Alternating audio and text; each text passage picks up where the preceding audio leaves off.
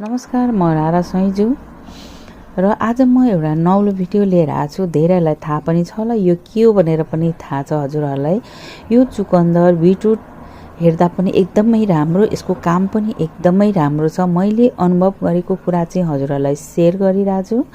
यो चुकन्दरले चाहिँ एकदमै हेमोग्लोबिन बढाउने पनि, शरीरको जति पनि ब्लड सर्कुलरहरू सञ्चालन पनि गर्ने र प्रेसर पनि एकदमै हाई हुनेहरूको लागि एकदमै फाइदाजनक हो यो। किनभने मैले चाहिँ मेरो श्रीमानको सधैँ माथि 150 तल 100 देखि घट्दै नघट्ने जुन अहिले मैले चाहिँ यो रेगुलर मैले खुवाइरहेर आफ्नो लेभलमा एकदमै राम्रो रिजल्ट दिएको कारणले मैले हजुरहरूलाई सेयर गरिरहेको छु।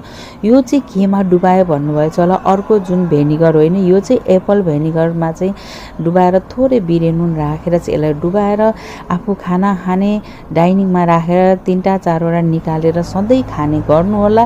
प्रेसर चाहिँ एकदमै राम्रो हुन्छ किनभने मेरो श्रीमानको कति वर्षदेखि 100 देखि तलको घट्दै नघट्ने अहिले एकदमै लेभलमा आएर छ, माथि 140-50 भइरहने अहिले 120 मा 130 मा झरेछ।